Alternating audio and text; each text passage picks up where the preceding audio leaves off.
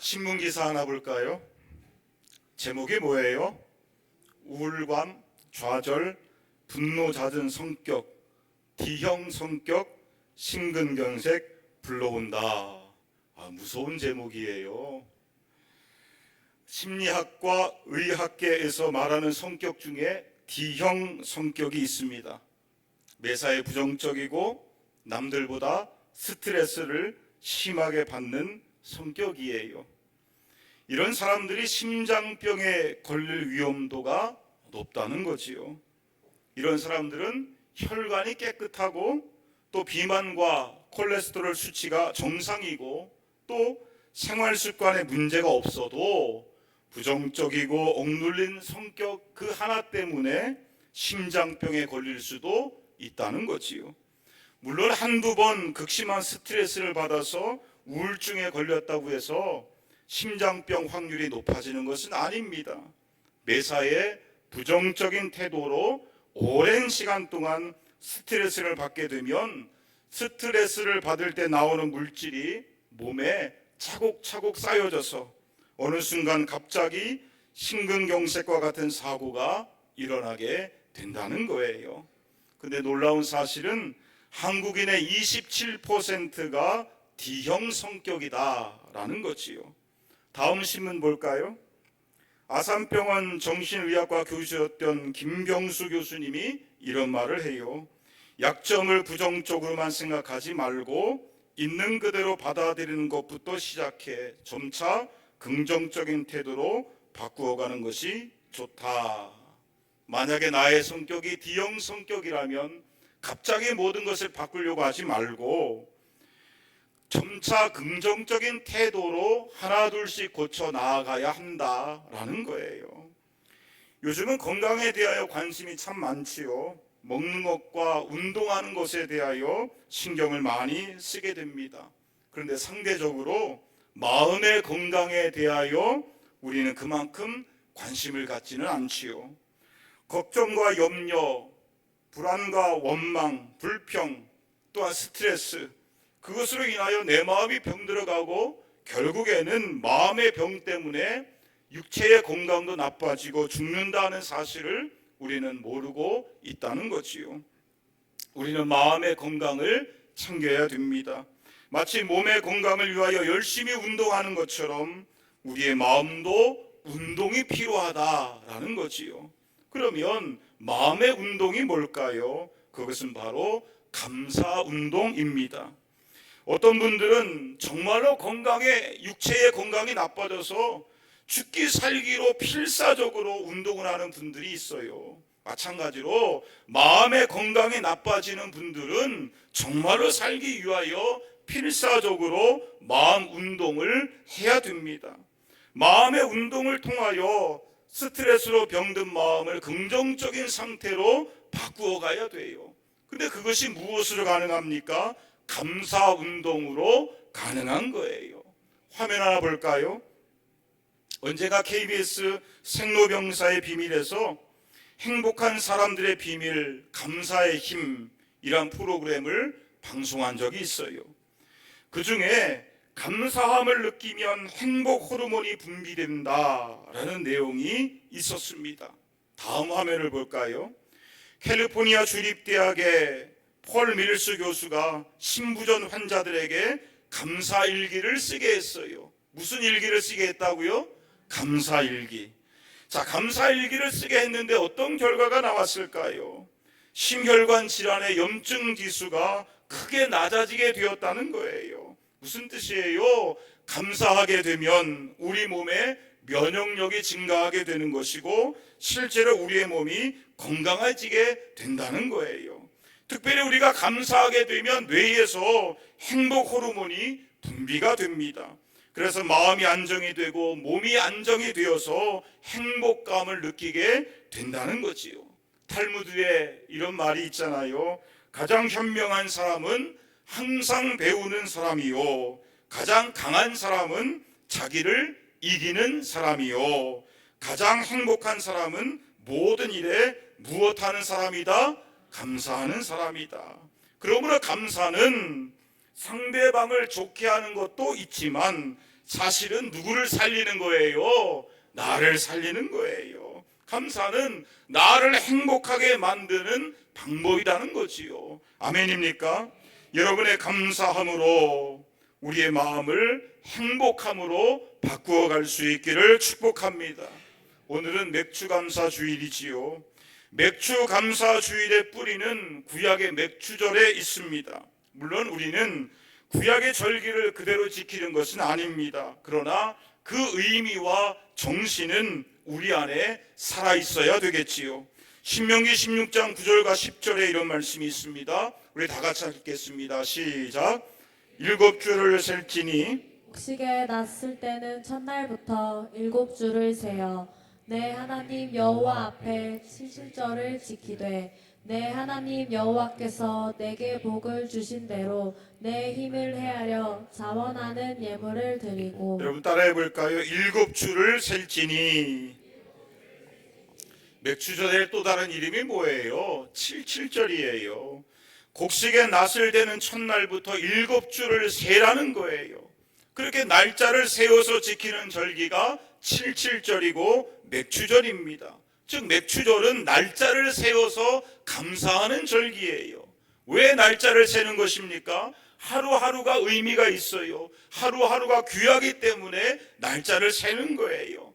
그렇게 하루하루 날짜를 세워서 감사절을 준비하다 보면 무엇을 깨닫게 되는 것입니까? 하나님의 은혜가 얼마나 큰지를 새삼 깨닫게 되는 거예요. 지나온 날들을 생각해 볼 때에 비록 많은 어려움들이 있었지만 그럼에도 불구하고 내가 살아온 날들을 하나 둘씩 세워보고 돌이켜보게 될 때에 그 모든 날들이 하나님의 은혜였다는 것을 새삼 깨닫게 된다는 거지요. 그러므로 오늘 맥주감사 주일을 지키는 저와 여러분은 지나온 1년의 절반을 돌이키면서 주님이 주신 은혜를 헤아리며 감사의 제목들을 찾아갈 수 있기를 원합니다. 우리가 예배 가운데 찬송가 301장을 불렀는데요, 1절의 가사가 무엇입니까? 지금까지 지내온 것 누구의 크신 은혜이다? 주님의 크신 은혜인 줄로 믿습니다. 주님의 한이 없는 사랑이 지금까지 우리를 지켜주신 줄로 믿습니다.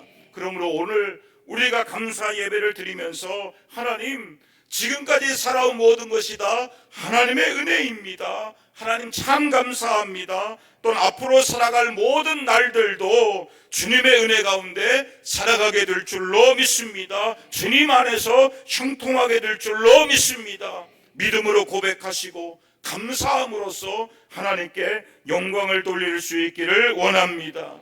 31절 말씀을 볼까요? 31절 다 같이 읽겠습니다. 시작. 이것이 소 불과 굽이 있는 황소를 드림보다 여호와를 더욱 기쁘시게 함이 될 것이라. 시편 69편은 다윗의 시편입니다. 지금으로부터 약 3000년 전의 시대예요. 3000년 전의 시대의 황소는 하나님께 제사 드릴 때 사용했던 최고의 제물이었습니다. 그 당시 황소는 일반 가정에서는 쉽게 가질 수 없었던 매우 고가의 재산이었어요. 그런데 성경은 황소를 드림보다 하나님을 더욱 기쁘시게 하는 것이 있다고 말씀하고 있어요. 그것이 무엇입니까? 바로 앞구절의 말씀을 볼까요? 30절의 말씀을 우리 다 같이 읽겠습니다. 시작. 내가 노래로 하나님의 이름을 찬송하며 감사함으로 하나님을 위대하시다 하리니. 여러분 따라해 볼까요? 감사함으로 하나님을 위대하시다 하리니.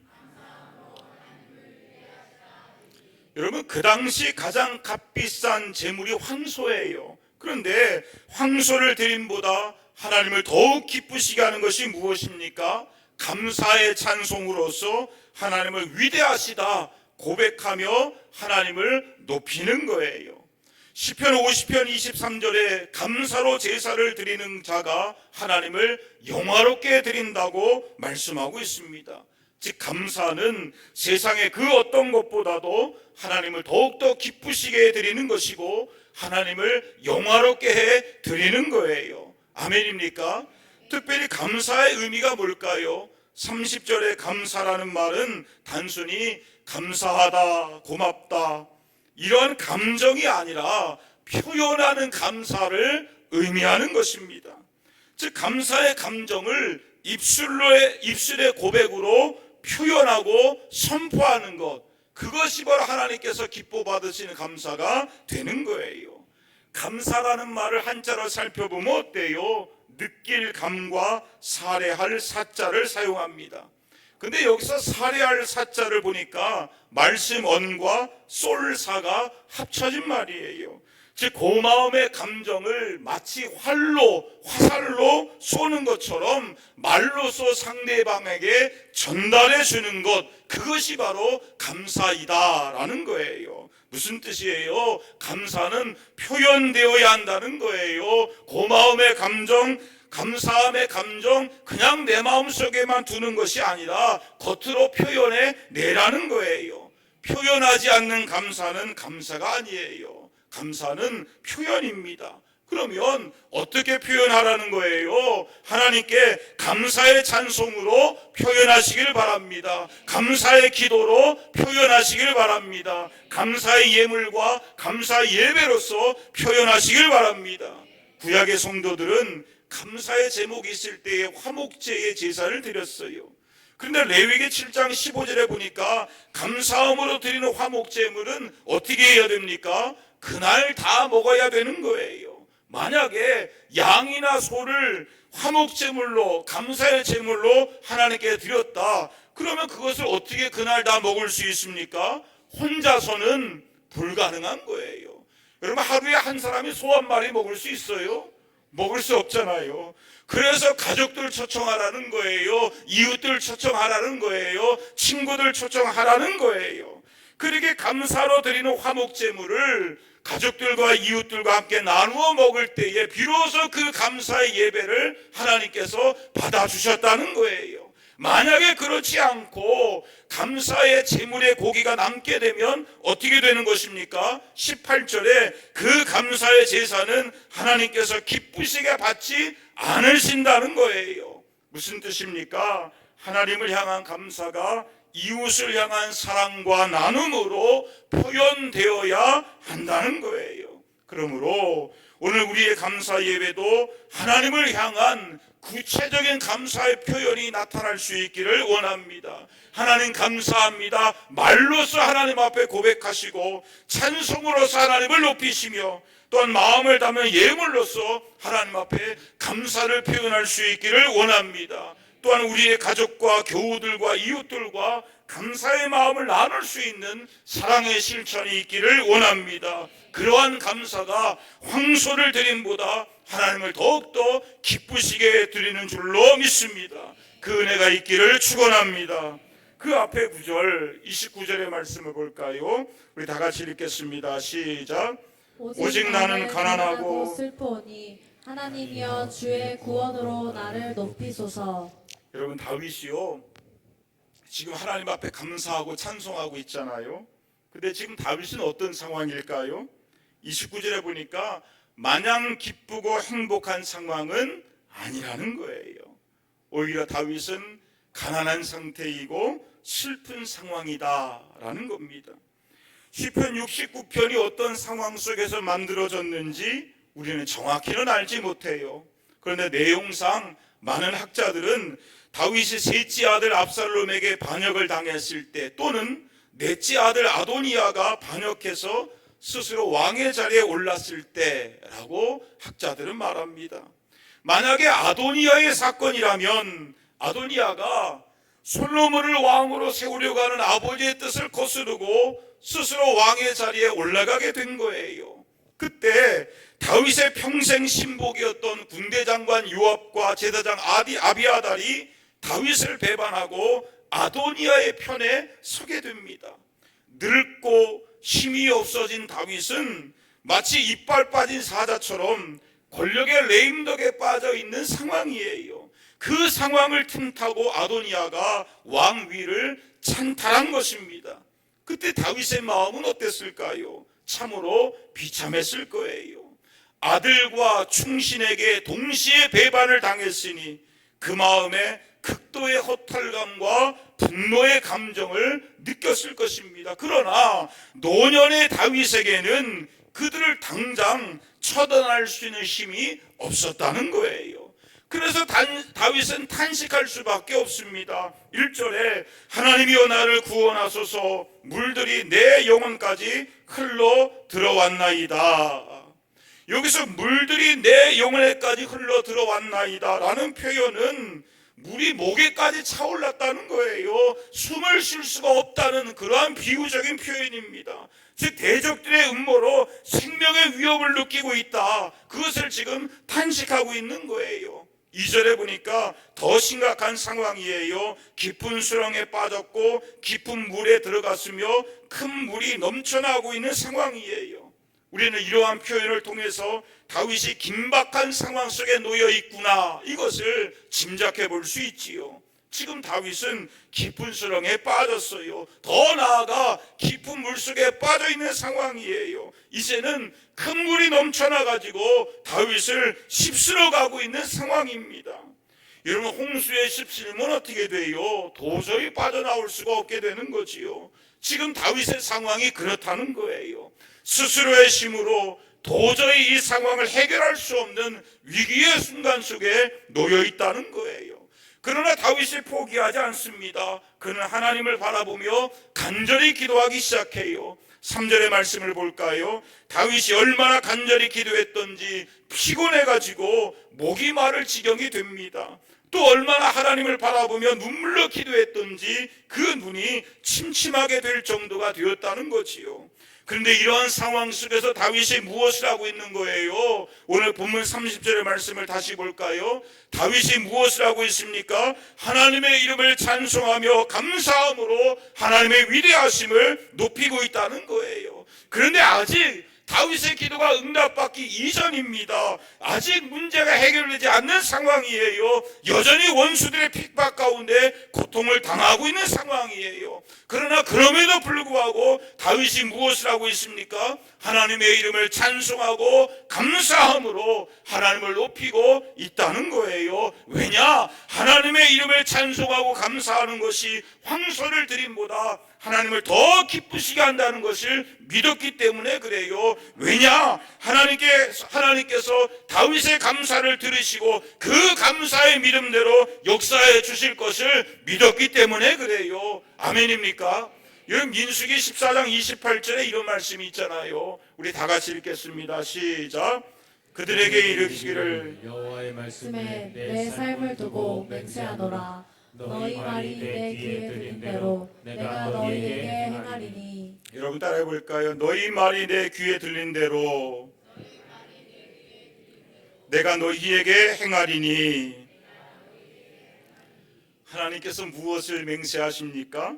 우리의 말이 하나님의 귀에 들린 대로 그대로 하나님께서 행하여 주시겠다는 거예요. 우리가 불평과 원망의 말들을 하게 되면 우리가 쏟아내었던 불평과 원망의 사건이 일어나도록 그렇게 만들어 주시겠다는 거예요. 그러나 우리가 감사의 말을 하게 된다면 하나님께서 우리의 감사의 고백을 그대로 받아주시고 우리의 상황을 바꾸시는 거예요. 우리의 감사가 현실로 이루어질 수 있도록 하나님께서 역사해 주시는 거예요. 다윗에게 이 믿음이 있었다는 거지요. 그래서 비록 감사할 수 없는 상황이지만 그럼에도 불구하고 하나님을 향하여 믿음으로 찬송하며 감사함으로 영광을 돌리게 되었다는 거예요.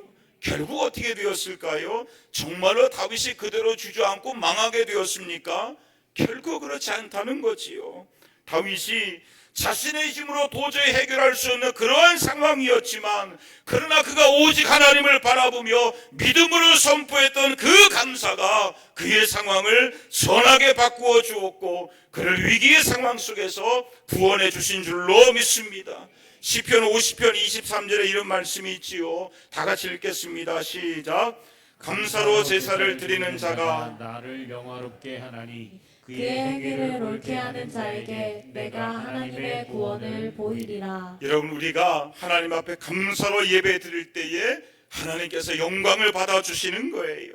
그리고 놀라운 축복이 있는데 그것이 무엇입니까? 하나님께서 우리의 감사를 옳다 그렇게 인정해 주시고 우리의 감사의 고백대로 구원의 은혜를 베풀어 주신다는 거예요. 감사가 상황을 바꾸는 겁니다. 감사의 고백이 하나님의 구원의 역사를 가져오게 하는 거예요. 우리의 감사가 상황을 역전시켜 주시는 것입니다. 아멘입니까?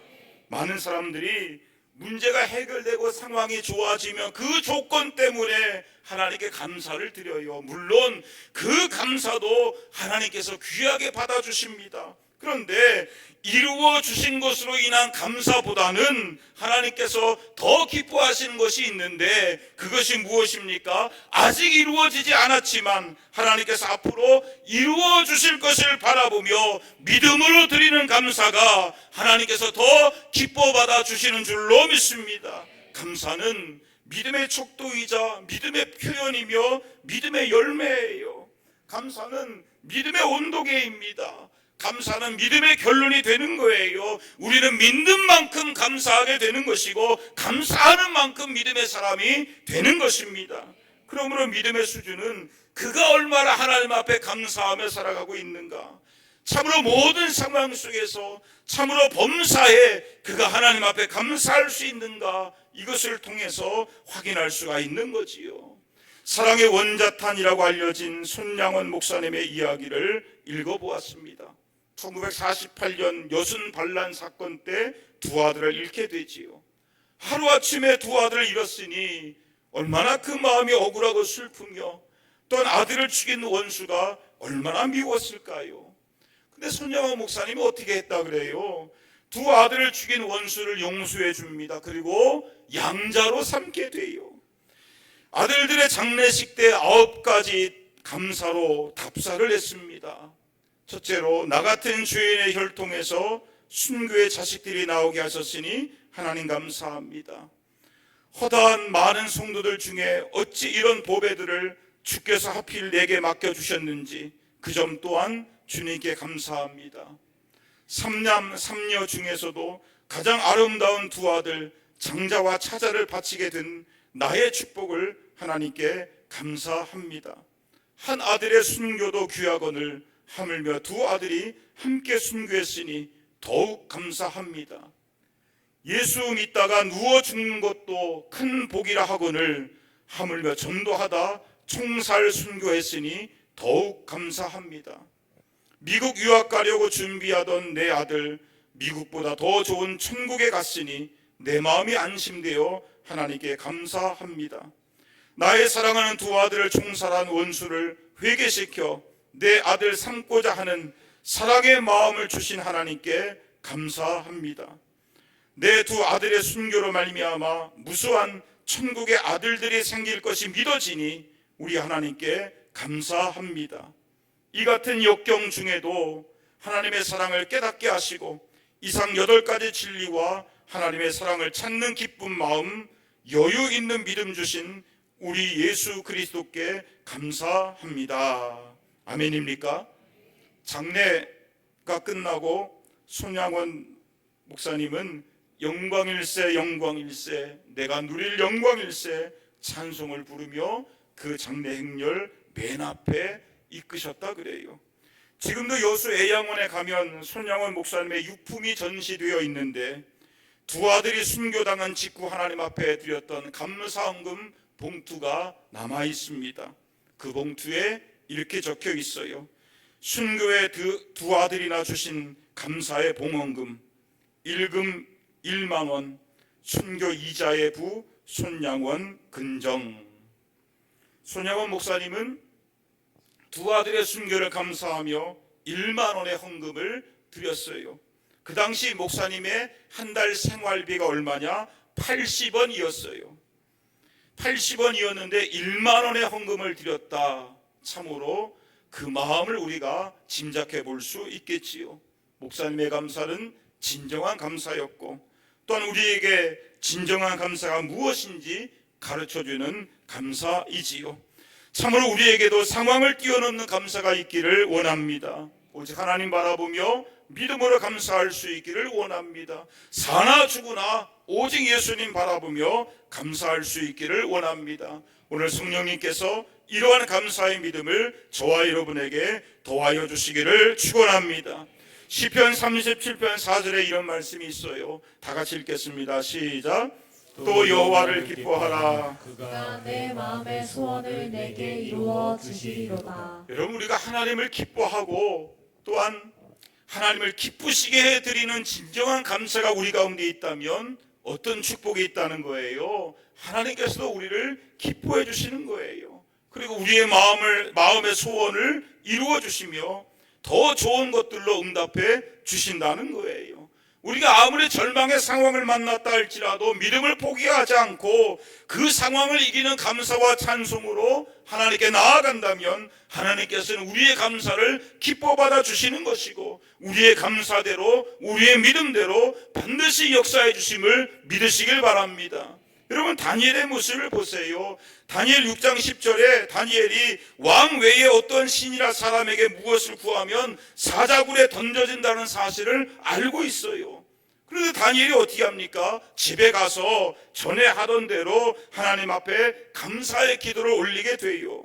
그때 다니엘이 어떻게 돼요? 그대로 망하게 되었습니까? 그대로 죽게 되었습니까? 아니라는 거예요. 비록 사자굴에 들어갔지만 하나님께서 천사를 보내셔서 다니엘을 지켜주십니다. 하나님께서 다니엘의 감사가 부끄러움 당하지 않도록 그 다니엘을 보호해 주셨고 하나님의 살아계심을 분명히 보여주셨다는 거지요. 이처럼 하나님께서는 감사함으로 하나님을 영화롭게 하고 감사함으로 하나님을 기쁘시게 하는 자들을 결코 외면하지 않는다는 거예요. 그리고 우리의 감사보다 더 큰 감사의 은혜로서 채워주시는 줄로 믿습니다.